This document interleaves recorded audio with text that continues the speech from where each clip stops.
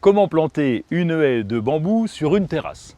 Nous avions déjà planté une haie de bambou en pleine terre avec des Philostakis. Et bien là, voici des Fargesia que nous allons installer en pot. Bon, tout d'abord, il faut choisir un pot adapté à la couleur. J'ai ici quelques petites cabanes colorées. Il faut donc choisir des pots complètement adaptés. Pourquoi avoir choisi un Fargesia? Parce que c'est un bambou cespiteux. Il existe de très nombreux bambous et la plupart sont traçants comme le Philostakis aurea, qui va avoir un système racinaire qui va se développer et se prolonger au fil des années. C'est le contraire pour le Fargesia qui, lui, reste bien compact au niveau de son système racinaire.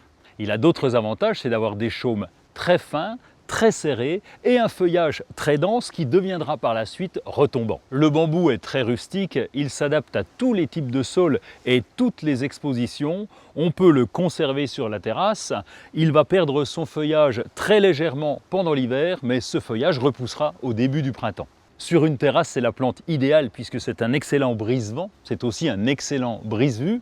L'entretien est très facile et il restera vert pendant toute l'année.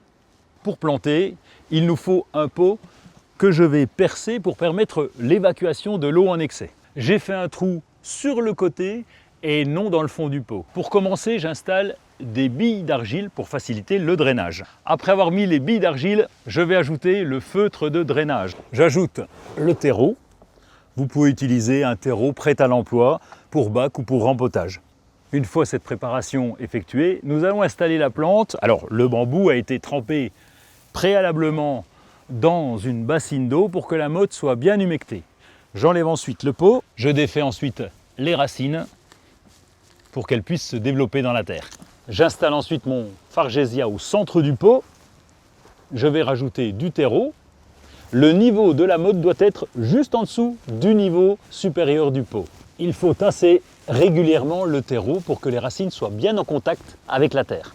Je vais ajouter des billes d'argile en surface pour faire joli et surtout pour limiter l'évaporation de l'eau lors des arrosages. Je vais terminer avec un bon arrosage et je vais passer au pot suivant.